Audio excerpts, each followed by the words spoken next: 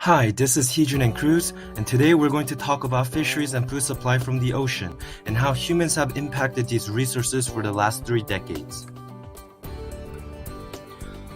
We'll first explain what fisheries are and how it is related with food supplies from the ocean. Defined by Science Daily, a fishery is an organized effort by humans to catch fish or other aquatic species. Generally, a fishery exists for the purpose of providing food for humans, and most of the food supply from the ocean come directly from fisheries. According to the World Fish Center, more than 250 million people depend directly on fisheries for both consumption and employment. Now, since we all know what fisheries are, we'll talk about how humans impact these resources and how it ultimately affects the food supply. One of the many concerns today that surrounds the fisheries include insecticides. The agriculture industry has started to use these chemicals to increase crop yield and the quality of the crops. According to the Entomology Society, studies have shown that insecticides play a significant role in boosting the economy. So what exactly is the harm in using these substances? Well, it turns out that when these chemicals are used in crop fields that are nearby the fisheries, it mixes with the runoff water that directly streams into the fisheries. Chemicals mixed with the runoff water eventually reaches the fisheries and disturbs the aquatic food web and leaves fishes to starve and eventually die out. According to Science Mag, a website with collections of research, even the tiniest amount of chemicals in the insecticides are harmful enough to harm zooplanktons, which are tiny organisms that fishes consume.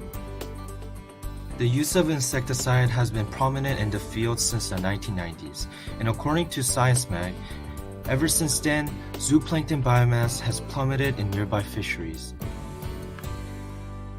The lack of plankton causes fishes to starve and eventually die out. According to Science Mag, this disturbs the food web because as the primary consumers die out, the organisms above the food web run out of food and eventually will decrease in numbers.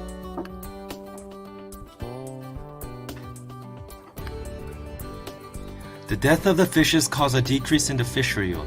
According to reports from the NPR, there was a decrease in yields from the fisheries that surrounded the crop fields in Japan. This was a result of using insecticides. This means less fish for people who depend on fisheries for employment and consumption.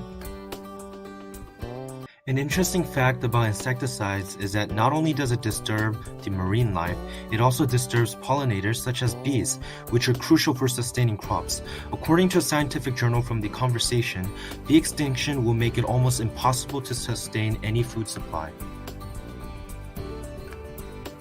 This makes us wonder if insecticides are counterintuitive. We do not want to find out in reality because according to Albert Einstein, humans will only be able to survive for up to 4 years if bees are extinct. So what can us consumers do to decrease insecticide use? While scientists look for alternatives to insecticides, producers are the only ones that can make a change. They can implement organic treatment methods such as peppermint oil or incorporate techniques such as crop rotation to protect the crops. As consumers, we can take proactive stands and support scientists that are looking for alternative methods to better protect the crops. We can also raise awareness of the issue to inform others. We hope that we gave you a better idea of how human activity harms the fisheries, which ultimately decreases the marine food supply.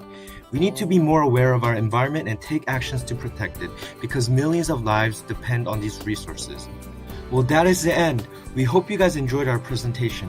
Bye!